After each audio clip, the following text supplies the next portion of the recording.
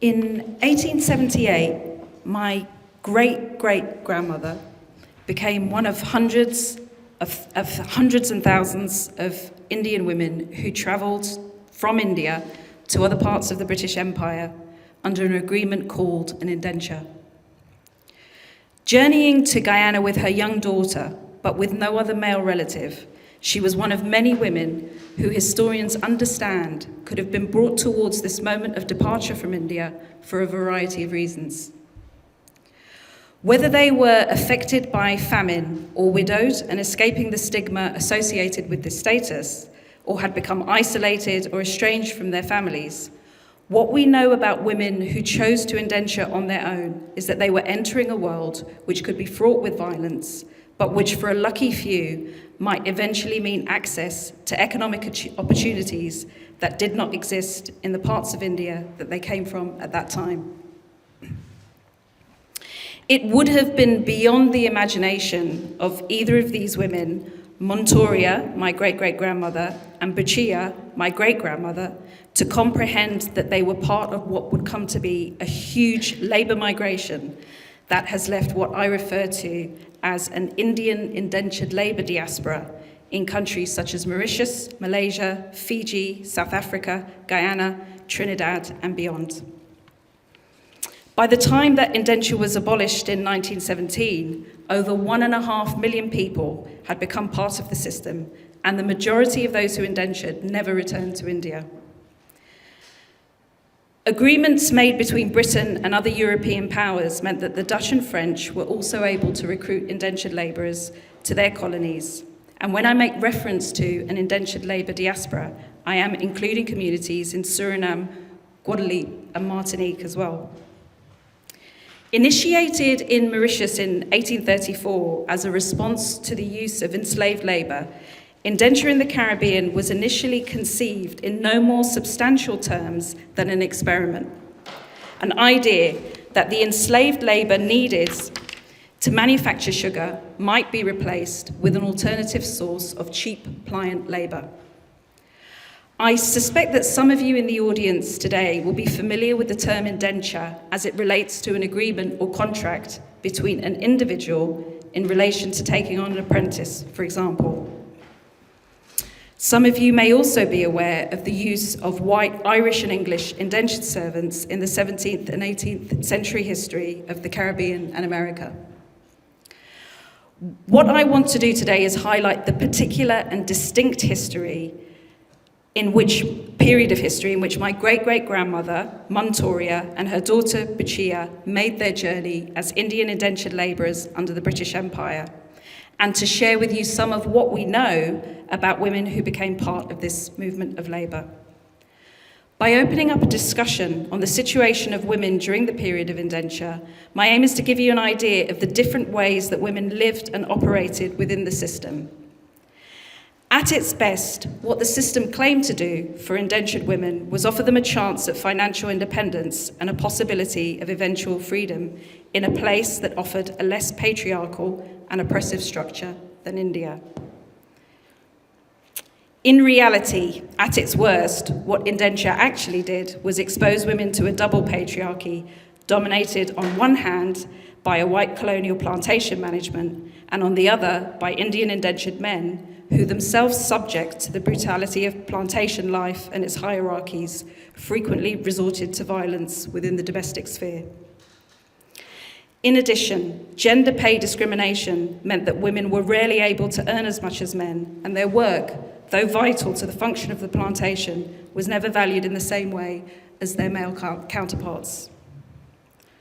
What is important about the system of Indian indenture and the extent to which it functioned as a system of unfree labour, while not being slavery, is the concept of race and racial difference, which informed how Indians were treated within the system. One of the key texts that I use when talking about indenture is the letter that a firm engaged to find recruits for Mauritius wrote to John Gladstone when he sought labourers for his plantations in Demerara in 1836. Referring to the Adivasi community that were popular recruits during this time, the firm responded, I'm quoting from the letter now, Within the last 2 years, upwards of 2,000 natives have been sent from this to the Mauritius by several parties here under contracts of engagement for 5 years. The contracts, we believe, are all of a similar nature, and we enclose a copy of one under which we have sent 700 or 800 men. We are not aware of any greater difficulty that would present itself in sending men to the West Indies, the natives being perfectly ignorant of the place they agree to go to or the length of the voyage they are undertaking.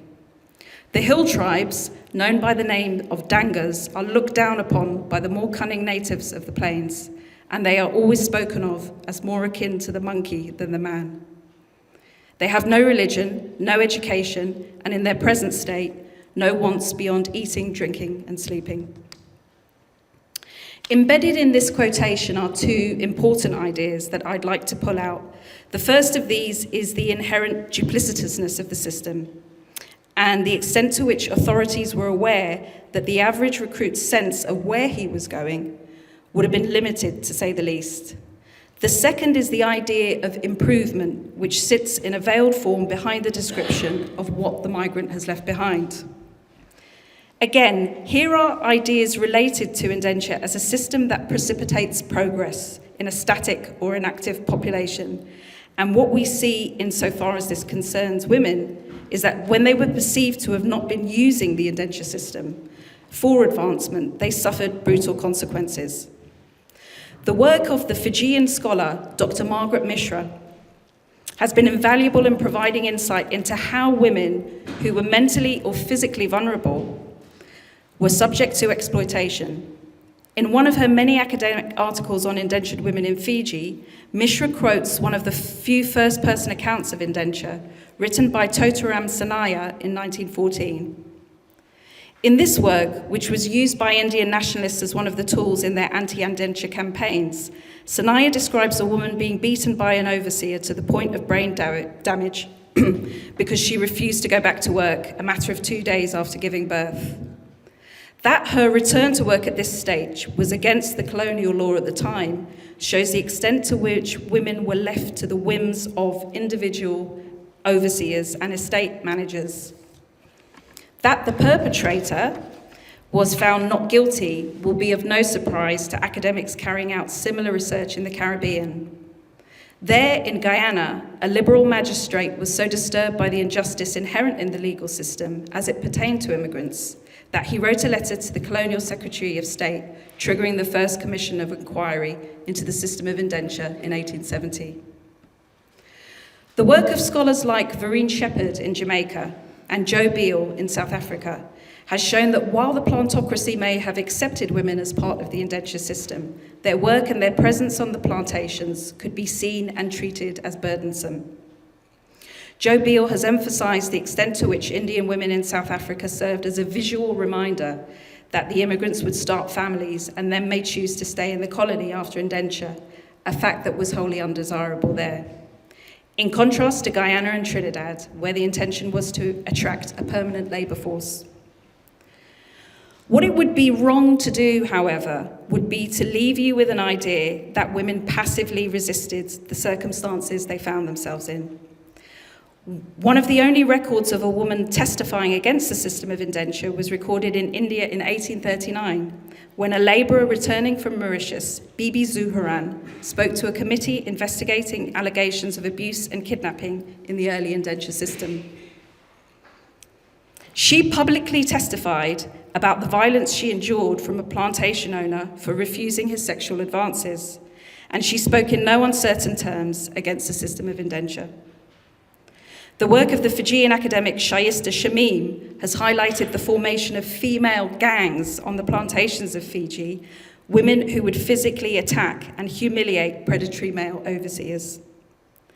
In Suriname in 1884, an indentured labourer named Janie Tettery led other indentured labourers, women specifically, in a plantation uprising.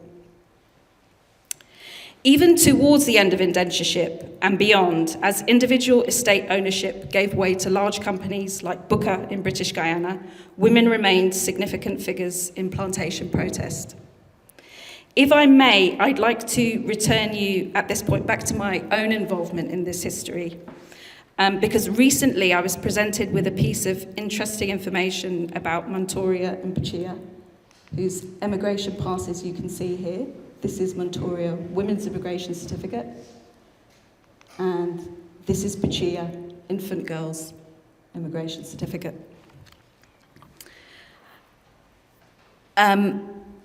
My colleague Mark Tunbridge, an academic at the University of Guyana, had recently been to the National Archives there to obtain better copies of my family indenture certificates for an article I was writing for the British Library.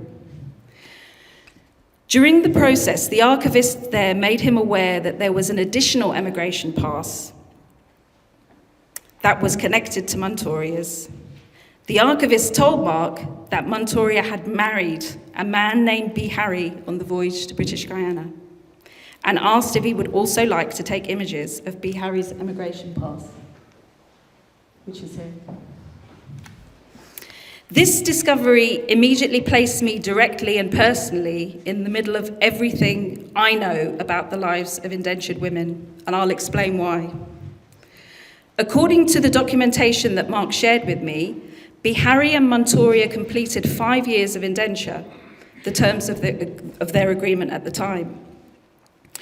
This would have stipulated that following a further 5 years of industrial residence, both Montoria and her husband B. Harry would have been entitled to a return voyage to India. But while Montoria and Buchia stayed in Guyana, the records show that the man that she married, the same man that would become Buchia's stepfather, used his return passage entitlement to go back to India 10 years after arriving in Guyana.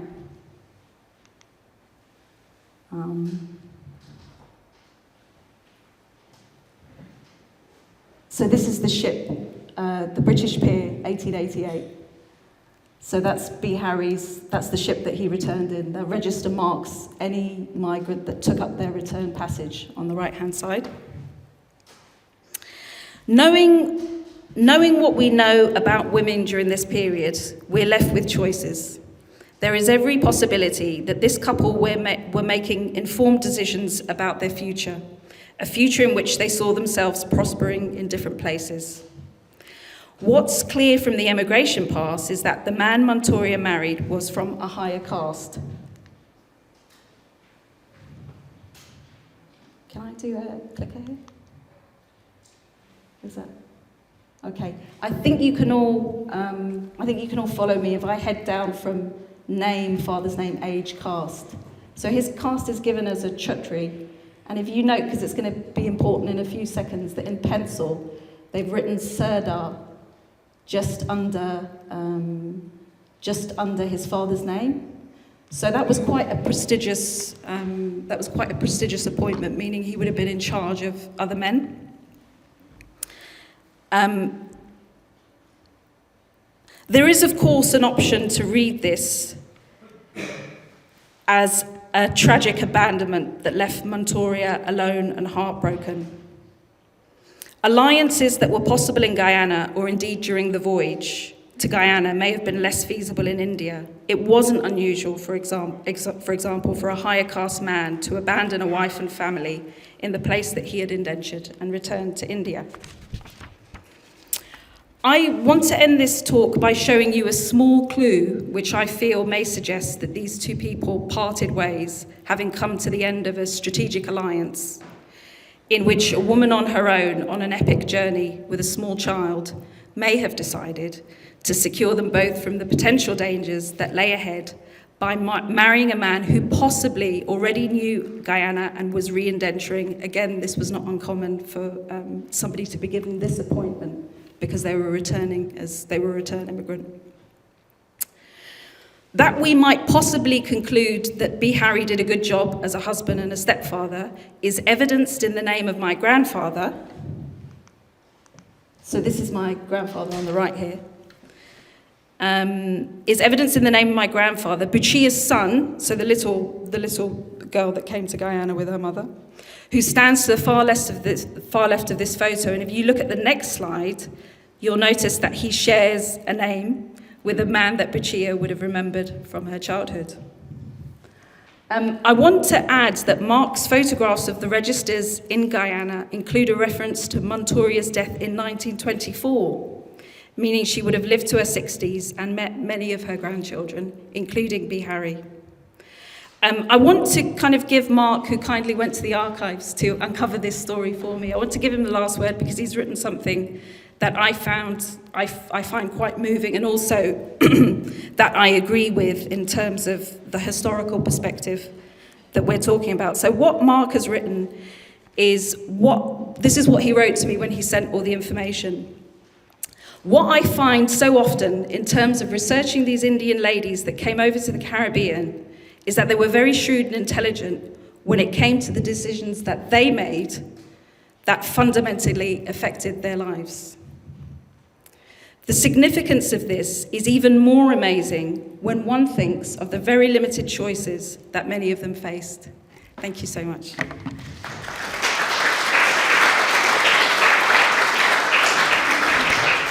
Right, good afternoon, everyone.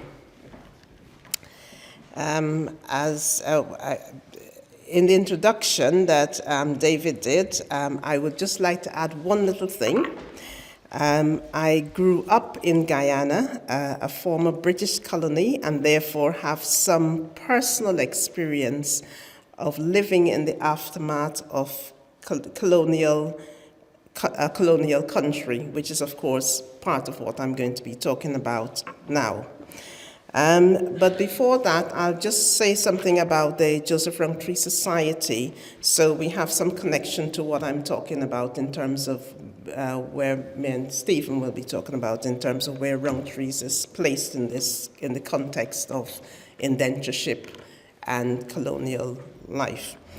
Yeah, for those not familiar with the Joseph Rowntree Society, it aims to build and share knowledge about the histories of the Rowntree family, company, and trust, which have all had significant impact on the city of York and elsewhere. And so far, the Society has done some outstanding projects, details of which can be found on its website. The Society is funded by Joseph Rowntree Foundation Charitable Trust and the Reform Trust, but operate as an independent charity. And while the Society's early work has been focused on the philanthropic and social achievements, more recently, the prominence of the Black Lives Matter movement in 2020, following the murder of black man George Floyd at the hands of the police in the US.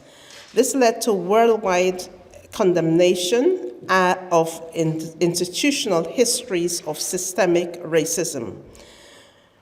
This led many institutions, including the Rowntrees, to reflect on current practices. Often these were rooted in historical structures perpetuating inequalities and racism.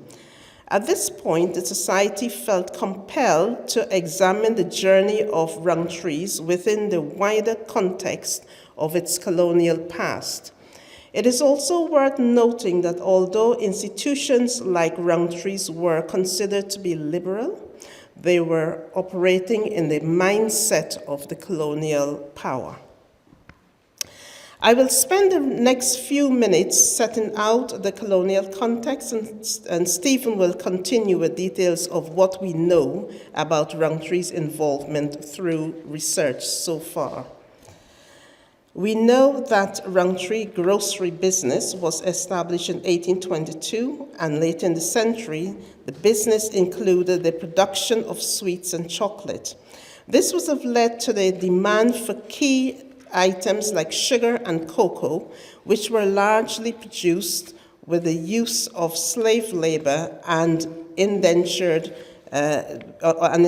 servitude once slavery had ended. In Britain, the Slavery Abolition Act was passed in 1833, becoming effective in 1834. However, slavery was not fully abolished until 1838. The supply of labor was then met by ex-slaves and indentured servants who were brought mainly from India to the Caribbean. an indentureship lasting from 1833 to 1920. Although there is no evidence that the Rowntree family owned or trading in enslaved people or benefited from the abolition compensation scheme, we know that Rowntrees bought sugar estates in the Caribbean at a time when ex-slaves and indentured labor were used as the predominant workforce. Stephen will elaborate on this, on the actual involvement. In the next section, I will briefly outline the impact of colonialism, particularly in relation to its economic, social, cultural, and political consequences for the colonized people. And we heard some of that in what María had to say. So colonialism is the policy of or practice of acquiring full or partial control over another country. It occurs when one nation subjugates another, conquering its population and exploiting its resources, often while forcing its own language, religion, and cultural values on the local population. Europeans colonized largely took place from the 15th to the 17th centuries, and the key colonial powers were Britain, France, Spain, Portugal, and the Netherlands. And I have to say Britain was the largest of those. The main economic impact came from the exploitation of resources, including the extraction of natural resources. There were introductions of cash crops, which often shifted the land from subsistence farming to these crops for export. This altered the local economy and diet to the detriment of the indigenous people. Then the infrastructure development was limited and largely for colonial benefit. For example, roads, rail, ports, telecommunication, education, housing, and recreation facilities. This left a legacy of uneven development. And there was general growth of cities around the administrative centers and ports, changing traditional settlement patterns, resulting in urbanization and demographic changes. The colonialization process inevitably had an impact on social and cultural norms. The introduction of Western education and religion often undermined and ridiculed indigenous knowledge systems and suppressed local traditions, language, and religions. The establishment of colonial governance and administrative systems often dismantled local governance systems. This resulted in the loss of self-governance and local political structures. Arbitrary drawing of borders led to inevitable future conflicts. For example, the Berlin Conference 1884 to 85 divided Africa into arbitrary territories, ignoring ethnic and cultural boundaries. So what's the legacy? The ingrained culture of control and dependency led to economic reliance on former colonial powers. In more concrete terms, former colonies often remained dependent on the export of raw materials and import of finished goods from former colonial powers. The price paid for these raw materials are often determined by the former colonies, and this practice is still relevant today. There are challenges faced by newly independent nations, especially when trying to adopt the colonizer's system of governance, which perpetuates inequalities. These nations often face political instability, economic challenges, social divisions, and unrest. The collective psychological trauma of being dispossessed and abused manifests itself in many ways and has long-lasting intergenerational effects. For example, high rates of mental health issues, identity crisis, and weakening of social structures and community bonds. In blending, the blending of colonial and indigenous cultures often created a mix of indigenous and colonial cultures, such seen in language, cuisine, and religion, so there might have been some positives there. And in conclusion, the long-term impact from this period of colonization is significant, but I don't want to leave the impression that these colonized countries were entirely passive. Rebellions were driven by the harsh conditions, mistreatment, and broken promises experienced by indentured servants. They often intersected with broader social and political issues, including racial inequalities and colonial exploitation. One such rebellion was the Moran Bay Rebellion in 1865 in Jamaica, which was led by Paul Bogle and included many former indentured servants who were now free but faced significant social and economic inequalities. The uprising was sparked by injustices and harsh treatment by the colonial authorities. It led to significant changes in the colonial administration and policies. In fact, history tells us that it was only persistent and often brutal uprisings that brought these exploitative systems to an end, but legacy lives on.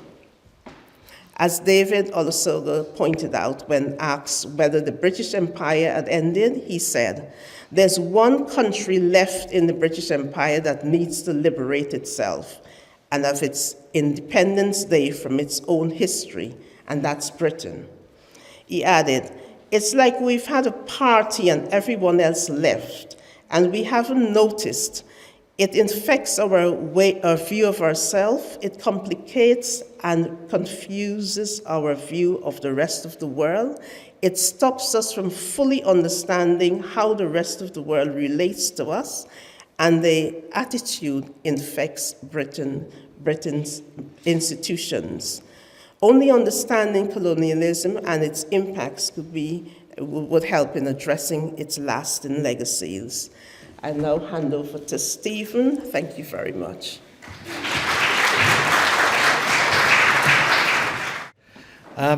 Okay, well, thank you. And thanks to my colleague Maureen.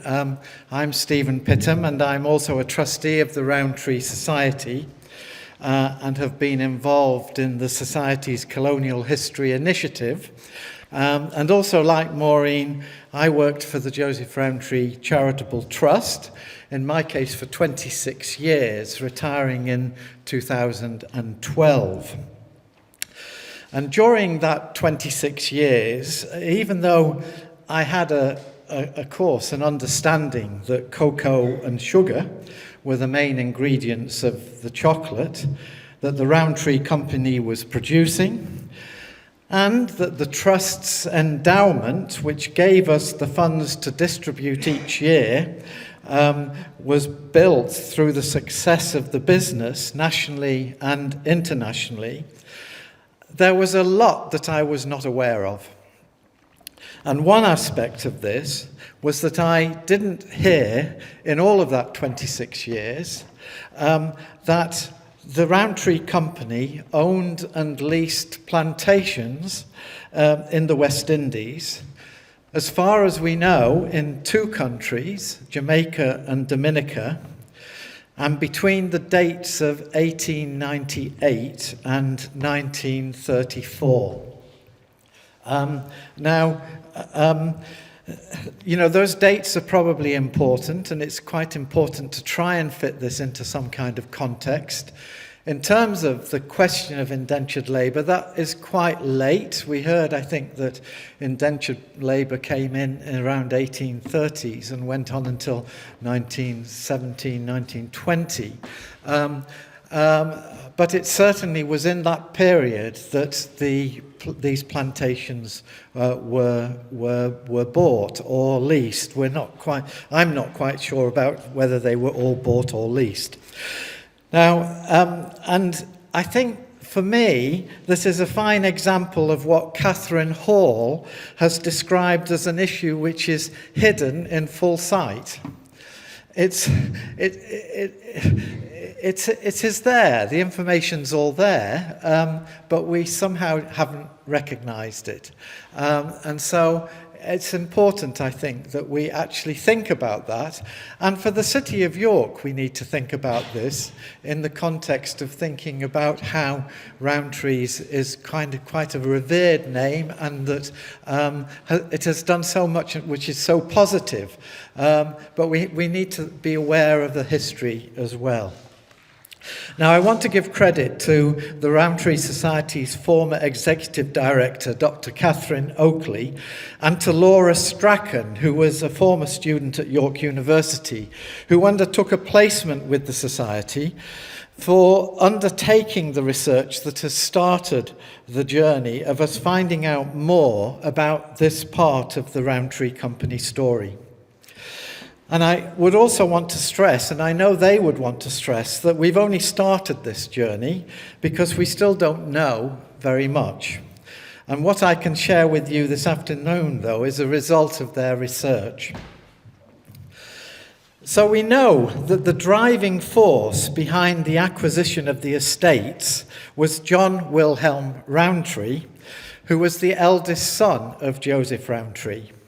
And he had travelled, and I think with other members of the Rowntree family, to Trinidad in 1896 and had visited the estates that had been owned and bought by the Cadbury Company.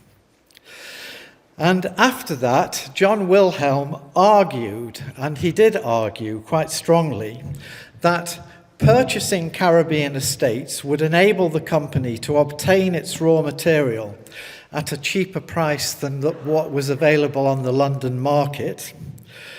He argued that other chocolatier companies may gain disproportionate control over supplies if Rowntree did not own its own supply chain.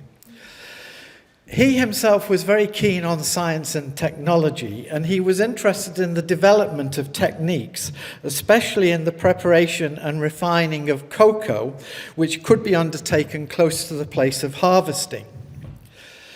And he was also interested in internationalizing the Rowntree business. And it's interesting what Maureen was saying there, because the Rowntree business during this period was becoming an international, mainly international in terms of its sales. So it was developing markets for its cocoa in Australia and New Zealand and Canada, mainly the Commonwealth countries. It was becoming more of an international company. And he was also interested, John Wilhelm, in the idea of it becoming international in terms of the product supply. Now, I mentioned he argued, and I think that's also interesting to know, because he really had to argue to make his case. John Wilhelm had only joined the board in 1897, which was a year before this development took place, at the age of 29. And what we do know is that his father, Joseph Rowntree, was extremely sceptical of the whole venture. He thought it was risky and resource intensive. And I also wonder, and this is me wondering, whether his strong opposition to the evils of slavery and imperialism, both of which he articulated in his 1904 memorandum when setting up the Rowntree Trusts, might have played on his mind. But John Wilhelm was the modernizer, the young modernizer. At the same time as he was kind of modernizing in his view in terms of the company, he was also playing a leading role in modernizing Quakerism in the United Kingdom, promoting a more open, liberal outlook. And his father, Joseph, had a huge regard for John Wilhelm. And in the end, he won the argument. John Wilhelm won the argument. So we know that there were 6 estates acquired by the Rowntree Company in Dominica, 6 estates in Dominica and 4 in Jamaica. I'm sorry that I'm not brilliant on this. These are just some, just to give you a visual picture. This is from the Dover estate in Jamaica and was taken in 1900. That's the That's a map of Dominica. To the top left-hand sign, you could see the word Picard, and that was one of the estates. I can't find any of the others, but this was a map which I think the Rowntree company used. They had 6 estates in Dominica in different parts of the island. And most of these estates were former slave plantations and would have previously been producing sugar. And this is a map which is in our Borthwick Institute, was the plan of the cultivation at Moore Park Estate, which was also in Dominica. And, this was the company planning how it wanted to use the land in this particular estate. This is another, one of the things that we are interested in thinking about was the relationship between the black workers and the indentured labourers. In the main, we understand that the black workforce did have their own homes. The indentured labourers in the main were living in kind of bunkhouse type accommodation. And this is another photograph of the Dover estate in Jamaica. One of the interesting things, and I think it might relate to what David was saying about the potential positives that came out of this, was that the indentured labourers were often very entrepreneurial. And one of the things that we still are trying to kind of find out more about was that the fact that this estate in Dover in Jamaica was actually leased from an Indian man who we think had married someone who might have owned it before. But it was from the Rowntree company leased this estate from one of the indentured labourers. And there, the daughter of this man who was called Balu Supasang Singh then married one of the estate managers from who probably came from York, but we don't know that. We don't know all the history of that. And another photograph there. So in 1904, what we do know was that the Rowntree company estimated that the workforce on all the plantations owned in the West Indies were 9 white managers, 343 black labourers, and 100 East Indian labourers. And the presence of the white workers was clearly a direct result of British colonialism. The presence of the black labourers was clearly a consequence of slavery, which had been ended 70 years before this period. And the presence of the East Indian workers was clearly a consequence of the system of indentured labour that we're really focusing on today. Now, we don't have any evidence as yet that the Rowntree company used contracts of indenture on their Caribbean plantations. As I mentioned, it was kind of towards the end of the estate, this period.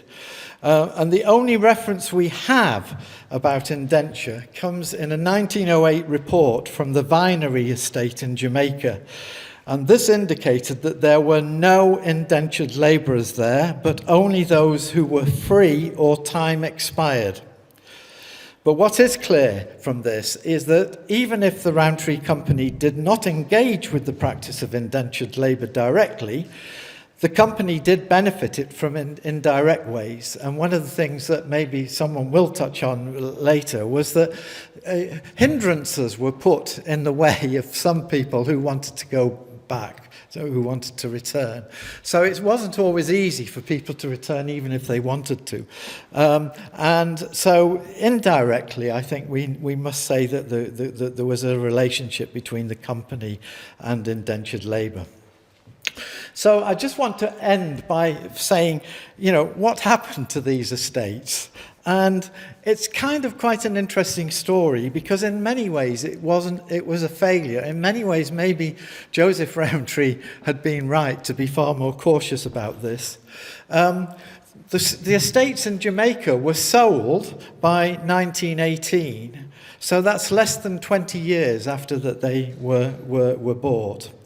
And the main reasons was, profitability. One of the estates never made any profit at all. Hurricanes had played havoc with the crops. But perhaps the greatest significance was the decision of the British government to restrict cocoa imports during the First World War. And in fact, there's an article in the Jamaican paper when Rowntree's left, which was actually very praising of the way that the company had operated, and said that it was going to have a huge impact because the Rowntrees had a reputation in Jamaica of paying a good price for the cocoa that they did take. Sorry, I've just lost my train of thought there. But they said, in the article it said that it was because of the government policy in relation to importing of cocoa. The estates on Dominica were retained until 1934. And by this time, cocoa had largely been abandoned as a crop in Dominica for the lime fruit. And the lime fruit was always a strong crop in Dominica. And by 1904, 93% of the island's exports were lime juice. And Rowntree had moved into producing lime cordial. This is something I didn't know about, and maybe people from York might remember this, Rowntree's lime cordial. But the interesting thing is that the estates in Dominica were actually sold to Roses, and I think most of us would be more familiar with the Roses lime cordial. So these estates in 1934 were handed over to the Rose Company. So the business historian Robert Fitzgerald, in his book Rowntree and the Marketing Revolution, has argued that the Caribbean estates were a commercial failure for the Rowntree Company, plagued by mismanagement, and they were unprofitable from the outset.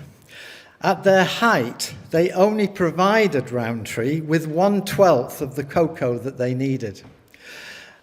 So the West Indies had declined in importance as cocoa producers, and attention turned to West Africa.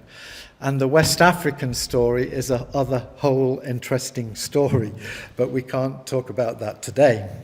So I want to end by mentioning a few caveats to the information that I've given, which Catherine and Laura, I think, would want to emphasize. First is that we are aware that we are researching this information in York from company records and from articles in the Rowntree Cocoa magazine. Most of all of this, it's at the Borthwick Institute. And that inevitably means that we're looking at this from a white Eurocentric perspective and from a position, in a way, of power in terms of looking at company records rather than what the experience of the workforce. We do not know what the experience of Black and East Indian labourers were on the Rowntree estates. So this work on understanding this part of the Rowntree history is really just beginning, but it's an interesting aspect that we think we really need to bring to light. So thank you very much.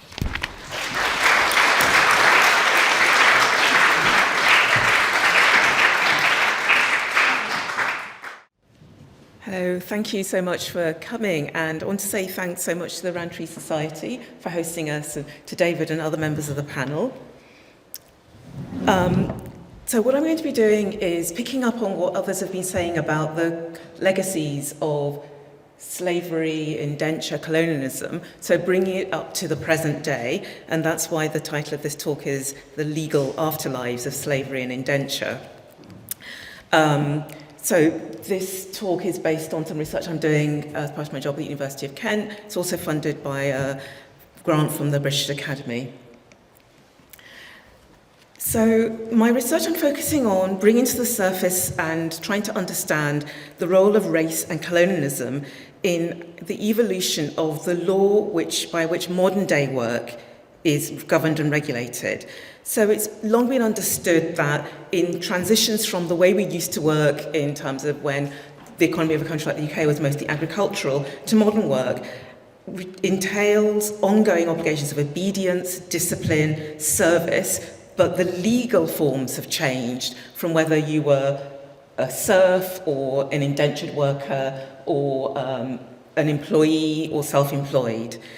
But recent scholarship has shown that there hasn't really been a clean break between what we call unfree labour, such as enslavement or indenture, or a term called apprenticeship, which I'm going to come to. It's not necessarily a clean break between unfree forms of labour, whether on plantations after the abolition of slavery, the introduction of indentured work, or what is known as master and servant model of work relations. So master and servant, literally think about Downton Abbey, master and servant, but master and servant was also a term which applied to almost everybody who worked in a country like the UK in the 19th century, apart from a few people, men who were secretaries to government cabinet ministers. So what I'm interested in studying is how transitions from unfree to free labour, alongside the growth of wage labour, we have a move from status, so the status of being a serf, or the status of being a wife or a husband, to contract. A lot of modern economic relations are premised on the idea of you're freely entering into an agreement with somebody else to sell your labour or to sell your land. So this idea of the move to contract suggests people are choosing and freely entering into arrangements. And that's the idea of the movement from pure unfreedom of slavery to a kind of quasi-unfreedom of indenture, as Maria points out. Did people really know what they were signing up for? Did people even know the length of that journey from Calcutta to Guyana? My argument is that colonial legal forms, colonial administrators developed all kinds of techniques and technologies which we're still seeing the aftermath of today. So the legal forms used in slavery, in the transition to indenture, 1834 to 1917, whether through a study of indentured Indian and Chinese labourers deployed to replace enslaved West Africans in Caribbean plantations, that a lot of those practices we're still seeing resonances today. And that's why I'm referring to what I call the legal afterlives of indenture. And the point I want to make is that contemporary labour contracts are part of the colonial inheritance connected to unfree labour. And we see some of those continuities in the construction of the post-war welfare state and in the law regulating modern labour markets. And we also see this in the racial inequalities in contemporary labour markets. Contemporary labour contracts are part of a colonial inheritance connected to unfree labour. For example, a recent study conducted by a trade union congress found that there are massive disparities in terms of the numbers of black and ethnic minority workers in insecure work. That doubled from 2011 to 2022, whilst a proportion of black minority ethnic workers in insecure work increased from 12.2% to 17.8%. The proportion of white workers in insecure work remained around the same, around about 10.5%. So insecure employment, by that we mean precarious work, non-standard work. It's characterised by low pay, variable unpredictable hours, lack of income security. So think about 0 hours contracts, or work which is discontinuous, so seasonal work, casual work, or typically it's excluded from employment rights. So think about the coronavirus. Think about the time of the first lockdowns. Who was able to stay at home, work from home, perhaps work from a computer? Existing racial inequalities in the UK labour market, such as racialised clustering in non-standard work, in gig economy work, agency work, low-paid self-employment, were thrown into sharp focus by the pandemic, manifested, for example, in the disproportionate number of deaths from COVID-19 amongst black and minority ethnic workers who dominated the occupational categories, for example, some key workers who were required to continue working outside the home during lockdowns. And what I just want to do in this talk is show you how these racialized inequalities that we see today are due not just to individualized discrimination today, are due not just to institutional racism, but also have historical origins and relate to the ways in which race is historically has been part of the labour market, or racial differences are historically part of the labour market, and we see them present in the law by which today's labour is regulated.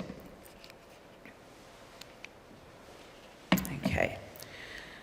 In the previous talks on this panel, we heard about how the regional plantation economy centred around labour-intensive agriculture, especially sugar production, also cocoa production. The Slavery Abolition Act of 1833 led to emancipation. That caused an immediate crisis for the planters. But the 1833 Act did something which was to compensate plantation owners in two ways: direct financial compensation, and for the majority of the British Caribbean, compensation through a continued system of bound labour, which is known as apprenticeship. So the direct financial compensation, £20 million, was paid by the British state to over 45,000 individual slave owners who accounted for around 800,000 enslaved people. And that was about 80% of those enslaved people were in the West Indies. So £20 million paid at the abolition of slavery to 45,000 individual slave owners. In today's money, that £20 million is equivalent of about £128 billion. So you might have noticed, those of you who are on social media such as Twitter, a few years ago, the Treasury tweeted, "Are you a British taxpayer? If so," this is about 2018, your taxes have finally paid off the debt that the UK government incurred to compensate slave owners in 1834.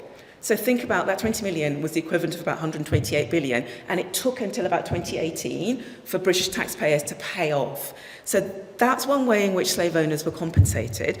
The other way in which slave owners were compensated was that they continued to receive the unwaged labour of formerly enslaved people. And so there was a transition period before we get to indenture known as apprenticeship.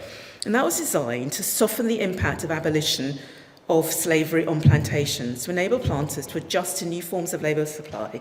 So what the 1834 Act did was to require formerly enslaved people to carry on working for former owners, and they were called apprentices, for 6 years if they had been field workers, or 4 years in the case of house workers. And they didn't receive payment in wages, they received payment in kind. So the Abolition Act specified that apprentices should work for no more than 45 hours a week in return for provisions, food, shelter, medical care. There were significant local variations between the different Caribbean jurisdictions. How much you could work somebody for the 45 hours wasn't specified. Disciplinary practices varied amongst each colony, there were still colonies then, and were often quite severe. Apprenticeship, with its paternalistic connotations of that term, continued the slavery-era labour exploitation and the restrictions on liberty. So, for instance, an apprentice could not leave the plantation without permission. Feudal laws, such as vagrancy acts from the 13th, 14th century, would still apply. And this is relevant, as this quote from Mary Turner shows. Apprenticeship was short-lived, but the contract terms it set for labour extraction from persons of supposed free status had long-term consequences in the British Caribbean and throughout the British Empire, because apprenticeship, even though it only lasted for a few years, set standards which later governed full-time wage workers in the Caribbean. So this is a story that may be familiar now. That graph shows you the numbers of indentured migrant workers who moved from one part of the British Empire to another. So the abolition of slavery in 1834 and the abolition of apprenticeship in 1838 changed the forms of domination that had prevailed, but the pre-existing power structures and unequal access to land ownership continued. So this was the context in which indenture emerged as a form of labour supply, or rather it re-emerged, because you had indenture in the 16th, 17th century, but it was indenture of white, English, young men mostly, and Irish people to the British colonies, Virginia, the eastern side of the US. So indenture was re-emerged after the abolition of slavery, after the abolition of apprenticeship. And this is the context. It's a point of transition from slavery to wage labour. It's this middle stage. but it also looks ahead to the anomalous nature of modern labour contracts. So what was the logic of all this? Walter Rodney, many of you would have heard of as great Guyanese thinker and writer, he notes that the newly emancipated population, formerly enslaved people, continued their struggle with the plantation owners, but under radically different legal conditions, but under the same material circumstances. At the end of apprenticeship, the free population preferred to cultivate their own land, or they demanded wages to continue working on the plantations. But that made widespread plantation employment impracticable from the point of view of the planters. And this is Walter Rodney's quote: "The struggle that resulted assumed the form of protracted sugar strikes in 1842 and 1848, strengthened the determination of planters to secure immigrant labourers whose conditions of indentured service excluded the right to seek out new employers and whose wage rates would be restricted by statute." Large-scale migration, approved and facilitated by the Colonial Office in London and colonial administrators in the different Caribbean economies, migration from one part of empire to another, saw more than 500,000 indentured labourers migrating to the Caribbean from India and approximately 250,000 from China. As well as providing cheap labour, the Indian workers were, as Tayyab Mahmood argues, to be the medium through which planters could reassert control and discipline over the African Caribbean workers.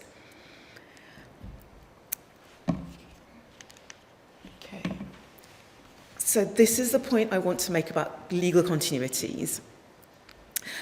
The way economists talk about what many of us do when we sell our labour power is that it's free. You're selling your services, you're going to work in Starbucks, you're selling your services in return for wages, and that's envisaged as a consensual sale by autonomous individual to another autonomous individual who happens to be a corporation of mine called Starbucks, but we are juridically, legally equal.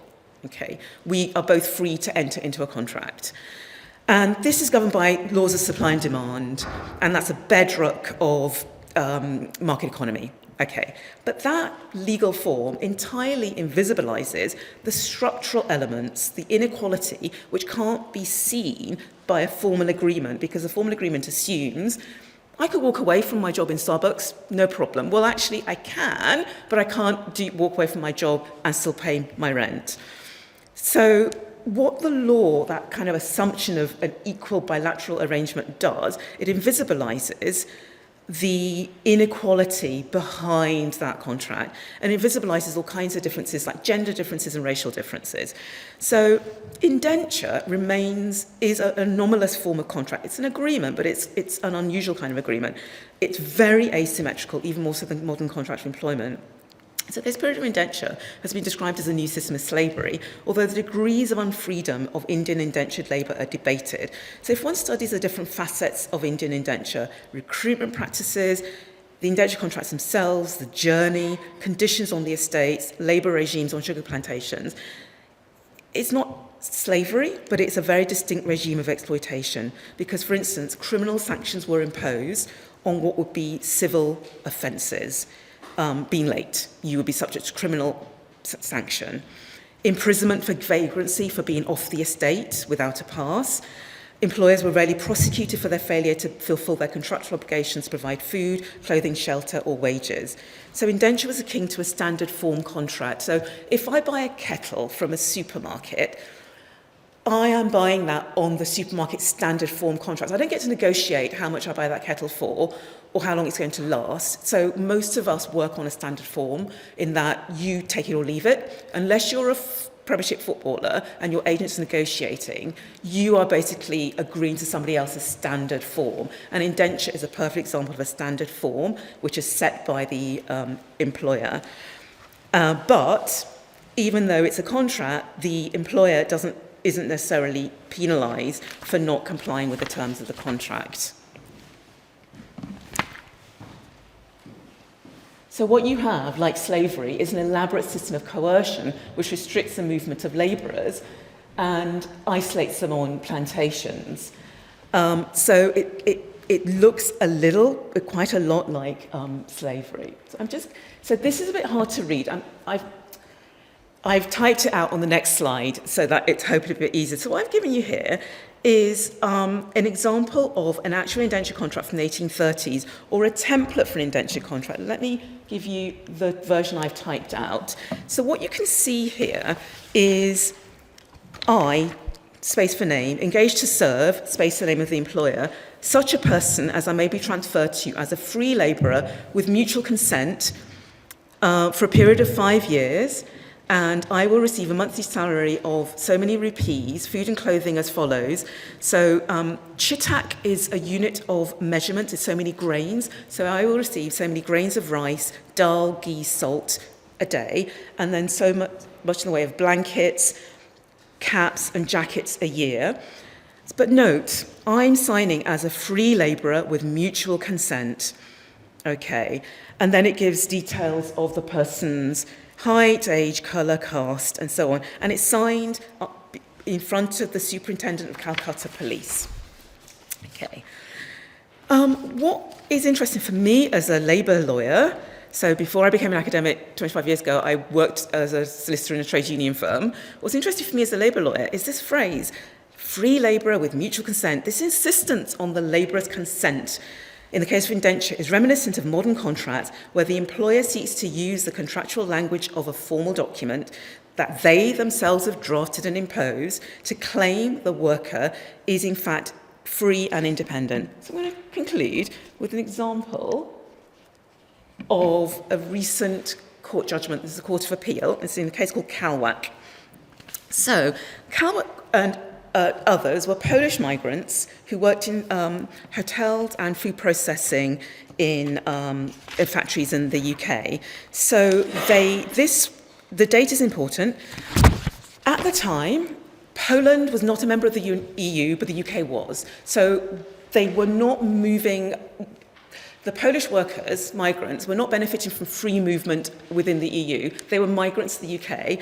They were literate in Polish, but not all of them were literate in English. So they were signing documents which no one explained to them exactly what they were signing. So Kolbach and others signed a contract with Consistent Group, which provided staff to work in hotels and food processing factories. They arranged for their agency to place them in work when they were still in Poland. So when they came to the UK, they signed these contracts with the agency and started work with Welsh Country Foods. And they entered into contracts with the agency, so the bit in bold, which says self-employed, subcontractors, contract for services. Now, if you're a labour lawyer, you'll see what they're doing is they're saying the same thing 3 times. Self-employed is the same as providing a contract for services, and it's the same as being a subcontractor. So think about if any of you, boiler goes, you call a plumber. If you can't sack that plumber isn't going to be able to claim unfair dismissal if you decide that you're not going to call them 6 months later if the boiler breaks again. You are not an employee of the plumber. The plumber is self-employed. So what they're doing is they're providing services to you on a self-employed basis. But what the workers in Kolwak were asked to do was to sign a contract which says 3 times, we are not employees. And look at the bit in bold at the bottom. The subcontractor is not an employee of Consistent, is not entitled to any fringe benefits such as sick pay, holiday pay, or pension rights. And for me, this is such an interesting example of migrant workers moving from one jurisdiction to another, signing a contract which is on somebody else's standard terms, and how much choice and freedom is there really? So effectively what we have, and just to conclude, is this legal form which dominates the way we govern work today, the standard form employment relationship. The law only recognises the sort of relationship between 2 parties, the worker and the employer. It doesn't give recognition to the work that's done in the household, the unpaid work, to enable the worker to come into the market and do paid work. It doesn't recognise historical inequalities. So it doesn't recognise that, for instance, what we've got here is owing a great deal to colonial jurisdictions or colonial inequalities. It focuses on the parties' agreement And the parties can agree that I am not an employee, I'm not entitled to sick pay, and the legal form will not acknowledge that one party has no real choice other than starving. And similarly, the law only protects people who conform to a certain kind of mirror image of what an employee looks like. So just a final example, think about if you went to school in the UK and you had lunch served by, I call them dinner ladies. When you were at school, those dinner ladies may well have been employed by the local authorities that employ the teachers. Nowadays, they're likely to be employed by an agency. They're very unlikely to be employees of the school, or they might even be zero-hours contractors. So what increasingly happens is employers, won't be the school anymore, won't be the local authority anymore, the local authority asking a catering company to come in to provide the lunch for cheaper. Increasingly, people are being pushed onto types of work, which means that they don't get even classed as an employee. They don't get the sick pay, they don't get the holiday pay, they don't get the pension, but they don't get a say in that. And again, there's reminiscent of the kind of inequalities in the kind of contracts that indentured workers would have been given. So it's contract, but it's not necessarily free. And so there isn't necessarily a clean break between unfreedom and freedom.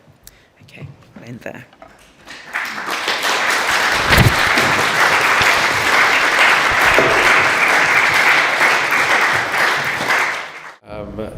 So it's past 6. I just wanted to end on a positive note, picking up on something intimated by Maureen.